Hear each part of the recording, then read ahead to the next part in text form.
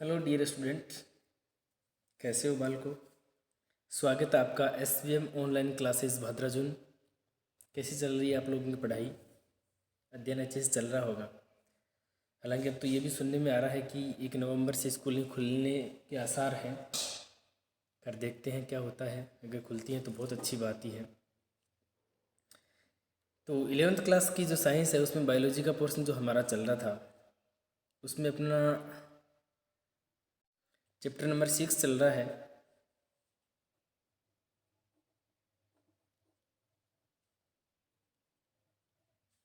और chapter number 6 का हमने पार्ट नंबर 4 बनाना है। 3 पार्ट हमने इसके पढ़े हैं।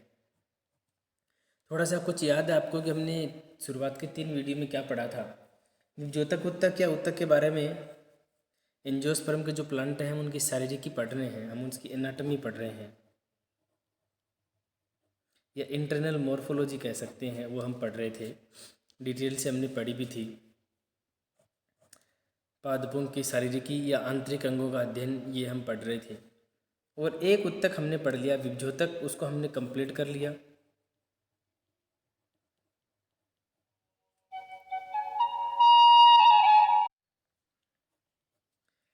विभ्योतक विभ्योतक था, उसको हमने पढ़ लिया था। तो आज का जो हमारा क्या शीर्षक रहेगा? स्थायी उत्तक।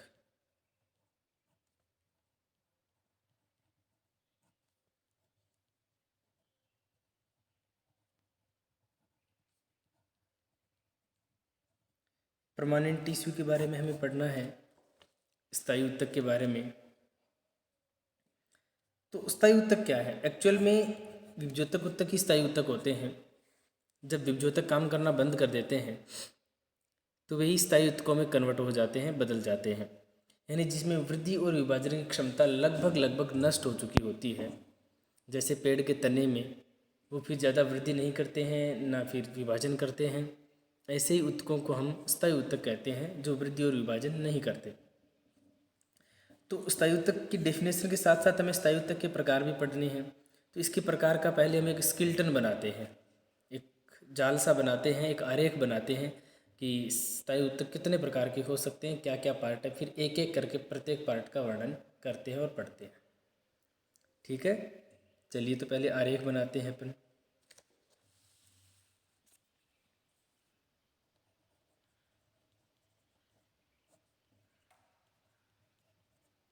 स्थायी उत्तक होते हैं वो मुख्यतः 3 प्रकार के होते हैं। नंबर 1 सरल,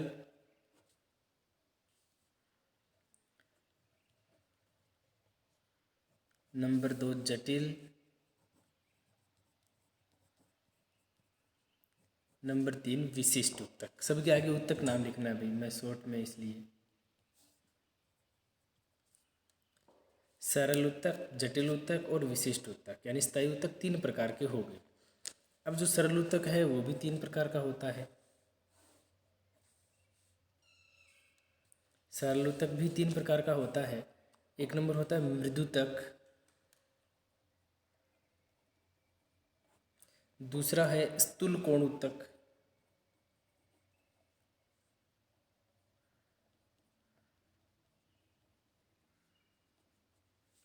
और तीसरा है दृढ़ोतक। सबके इंग्लिश नाम भी लिखेंगे साथ साथ में क्योंकि इंपॉर्टेंट रहते हैं। सरल उत्तक हम कहते हैं सिंपल टिश्यू, जटिल को हम कहते हैं कॉम्प्लेक्स,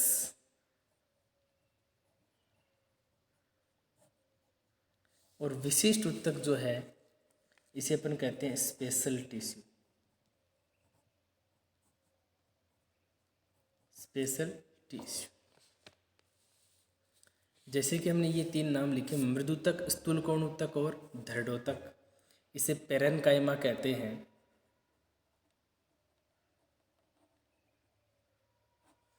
और जो स्थूलकोण उत्तक है इसे अपन कोलेनकाइमा कहते हैं।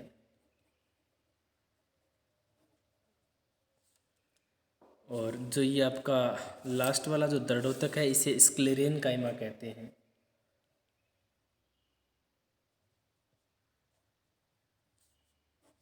ये नाम आपको हिंदी में भी याद रखने हैं। मृदुतक को पेरेनकाइमा,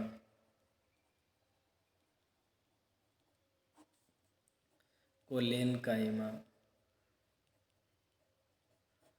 स्क्लेरेनकाइमा।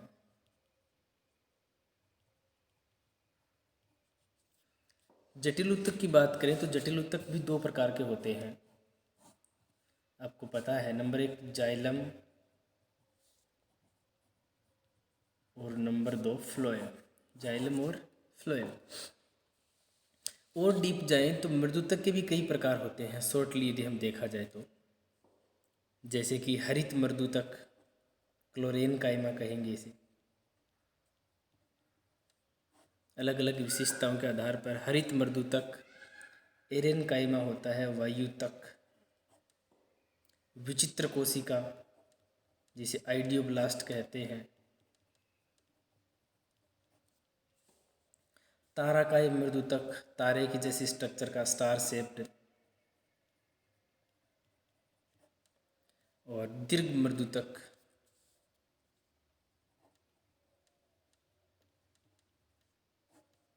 ये इसके 5 और प्रकार हो गए।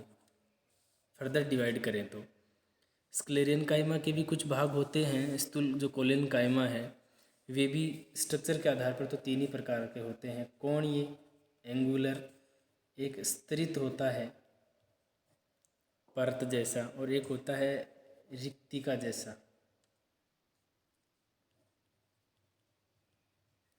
रिक्तिका में ये इसके हो गए। दृढ़ोतक के भी कुछ भाग होते हैं, 2 ही होते हैं, दृढ़ोतक रेशे और अष्टकोशिका।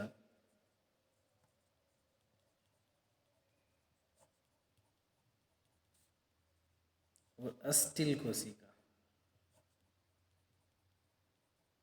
जिसे दृढ़ कोशिका कह सकते हैं। Stone cell.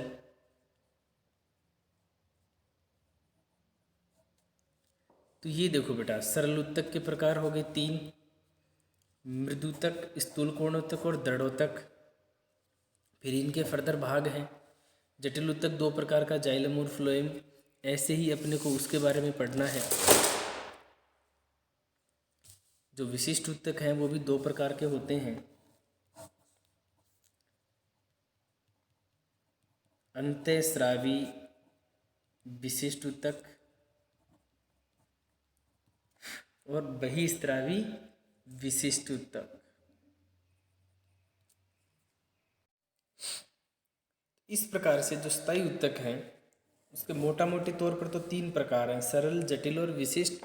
लेकिन उसके फर्दर भाग भी हमें अच्छे से पढ़ने हैं। तो चलिए स्टूडेंट, हम पहले पढ़ते हैं सरल ऊतक। पहले विशिष्ट ऊतक की डेफिनेशन लिखते हैं, यहीं से शुरू कर देते हैं। स्थायी ऊतक यानी परमानेंट टिश्यू की डेफिनेशन सभी बच्चे लिखेंगे। वे ऊतक जिनमें वृद्धि और विभाजन की क्षमता नहीं होती, जिनमें वृद्धि व विभाजन की क्षमता नहीं होती, उन्हें स्थायी ऊतक कहते हैं। या विभ्योतक ऊतक जब काम करना बंद कर देते हैं तो स्थायी ऊतक कहलाते हैं।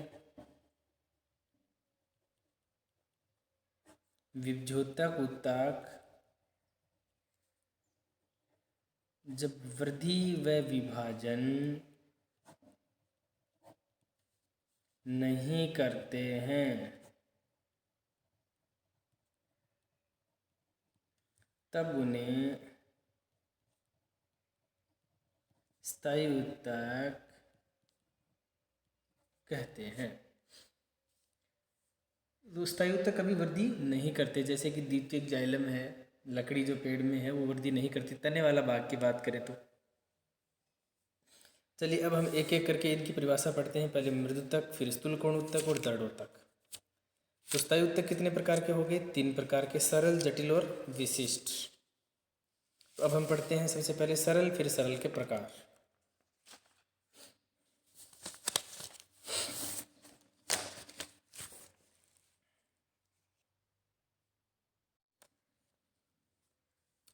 तो सबसे पहले सरल उत्तक।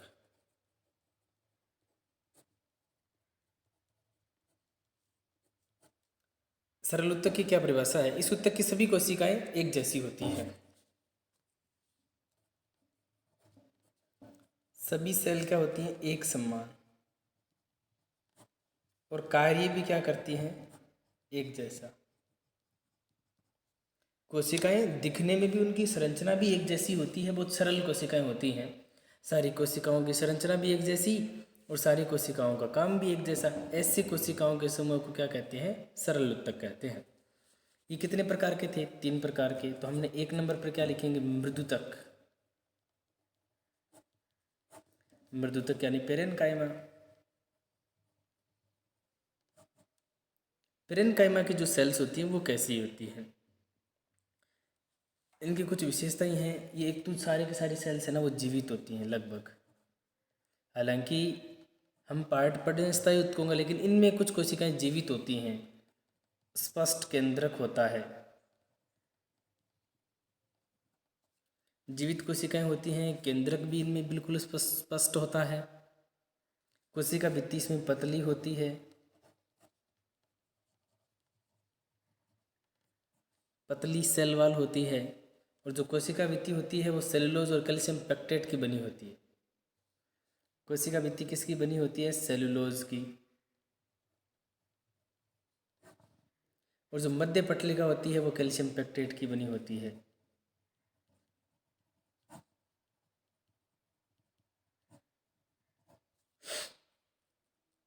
अंतराकोशिक स्थल होते हैं, 2 कोशिकाओं के बीच में जगह भी होती है। कोशिकाएं कई आकार की हो सकती हैं। अंतराकोशिक स्थल का मतलब 2 कोशिकाओं के बीच स्थान। अंतराकोशिक स्थल होते हैं। अभी जो मृदुतक है ना, इसके भी कई प्रकार मैंने आपको बताए थे।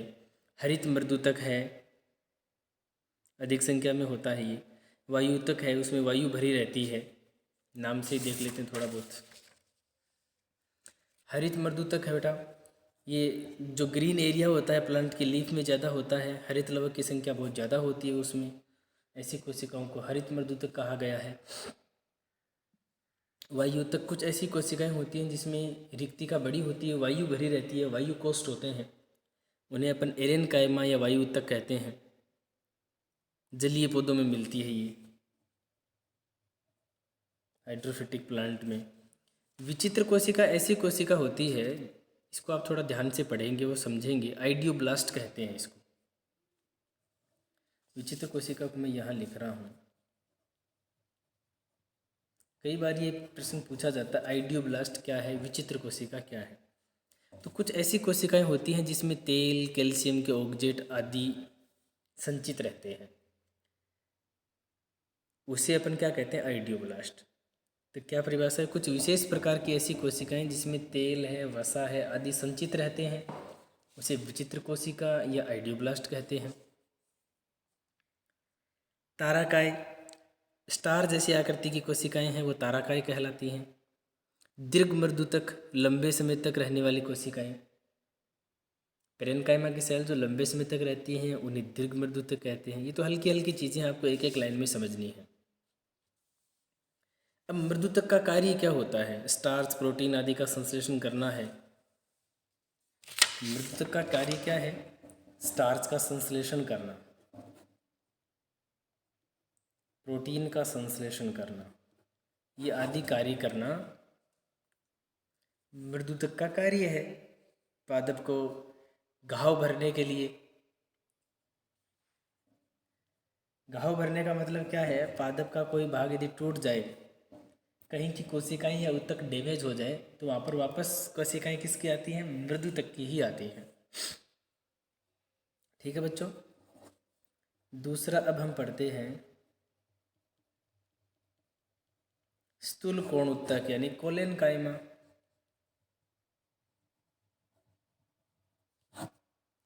स्थूल कोण उत्तक की एक बहुत बड़ी विशेषता है, इसकी जो कोशिकाएं हैं वो थोड़े आकार में बड़ी होती हैं, बहुभुजाकार होती हैं। लेकिन जो मेन काम है वो पादप को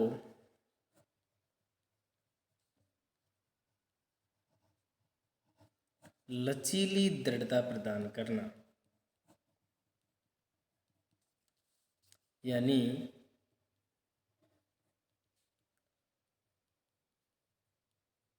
आंधी तूफान में पादप को बचाना।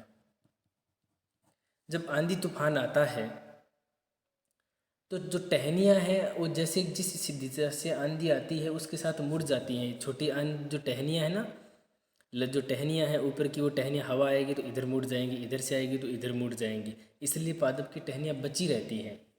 तो पादप की जो टहनियों में कौन सा ऊतक होता है? स्थूलकोण ऊतक। तो क्या कहेंगे इसे?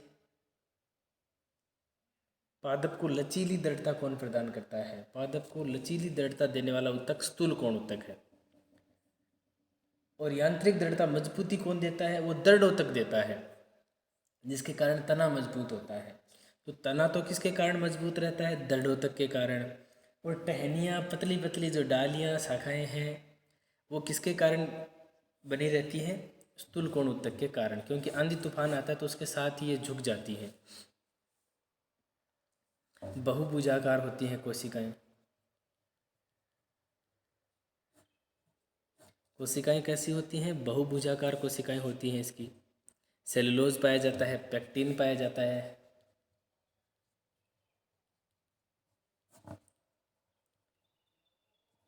सेलुलोज और पेक्टिन की बनी होती है कोशिका भित्ति।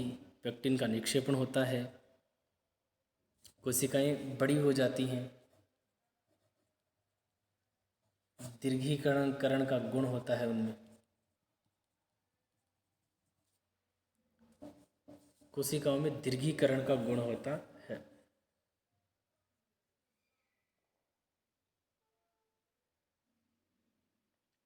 स्थूलकोण ऊतक की जो कोशिकाएं मैंने आपको जैसे बताया वो 3 प्रकार की होती हैं। चलिए यहीं से पढ़ लेते हैं। स्थूलकोण ऊतक की जो सेल्स हैं वो 3 प्रकार की कौन सी? एक कोणीय, एक स्तरित और एक रिक्तिकामय। कोणीय में देखो बेटा क्या होता है कि जो कोशिकाएं हैं इस प्रकार से कोण सा बना लेती हैं, ये ऐसे, तो उनको कोणीय कह देते हैं। जैसे कि टमाटर और धतूरा में, जैसे टमाटर और धतूरा में कैसे स्थूलकोण ऊतक होते हैं? कोणीय प्रकार के होते हैं। स्तरित है, उसमें स्पर्श रेखीय भित्ति वाली स्तर, इस प्रकार से कि एक कोशिका है,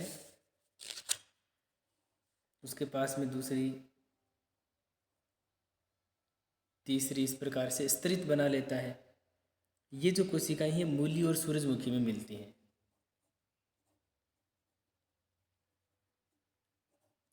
मूली और सूरजमुखी में कैसा स्थूलकोण ऊतक होता है? स्तरित प्रकार का। धतूरा और टमाटर में कैसा होगा?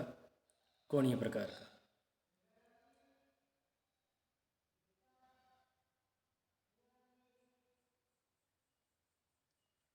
तीसरा रिक्तिका। रिक्तिका में क्या होगा? अंतराकोशिक स्थल पाए जाएंगे। रिक्तिकाएं बड़ी बड़ी जगह होती हैं कोशिकाओं के बीच में, जैसे कि साल्विया और कुकुरबिटा। किसमें मिलती हैं? कुकुरबिटा। कुकुरबिटेसी एक कुल है, आपको याद है? कुकुरबिटेसी कुल किसे कहते हैं? कुकुरबिटा कद्दू को कहते हैं।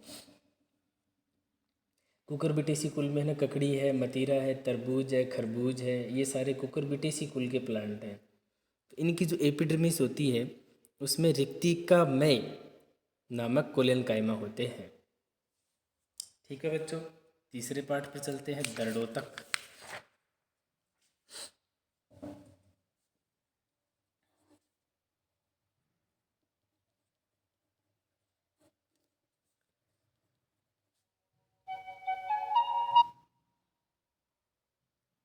दृढ़ोतक की बात करेंगे, यानी स्क्लेरेनकाइमा।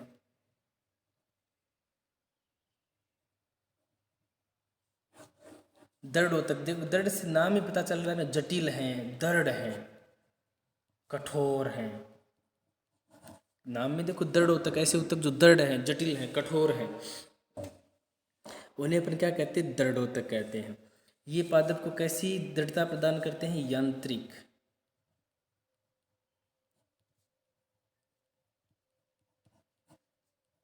यांत्रिक दृढ़ता प्रदान करते हैं।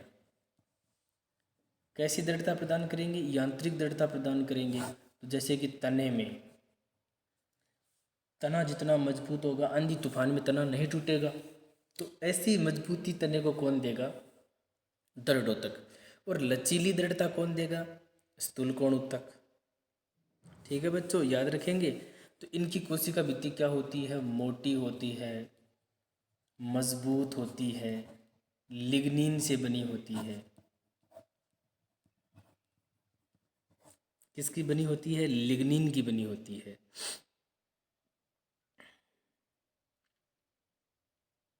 ये भी मर्त होती हैं, बहुवर्षीय कोशिकाएं। प्रौढ़ भागों में तने में पाई जाती हैं। कठोर जीवद्रव्य इसमें नहीं होता, जीवद्रव्य रहित कहा जाता है। तो काफ़ी मजबूती प्रदान करने वाली कोशिकाएं होती हैं। अब दृढ़ोतक कितने प्रकार के होते हैं? दृढ़ोतक कोशिकाएं दो प्रकार की। दृढ़ोतक रेशे यानी फाइबर, जैसे कि जूट व पटसन में, जूट और पटसन में जो फाइबर निकलते हैं वो किसके? वो जटिल उत्तकों के निकलते हैं। नारियल में भी निकलते हैं।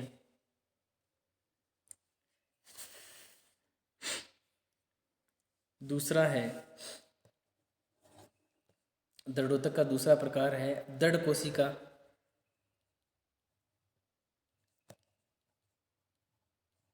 दृढ़ कोशिका या इसको अस्टिल भी बोलते हैं। स्टोन सेल मजबूत होने के कारण, पत्थर जैसी होने के कारण स्टोन सेल भी कहा जाता है। जैसे कि बीजावरण, बीज के चारों ओर का आवरण कठोर होता है, वो किसका बना होता है? दृढ़ोतक का बना होता है। इनकी कोशिका भित्ति बहुत मोटी होती है, अत्यंत कठोर होते हैं।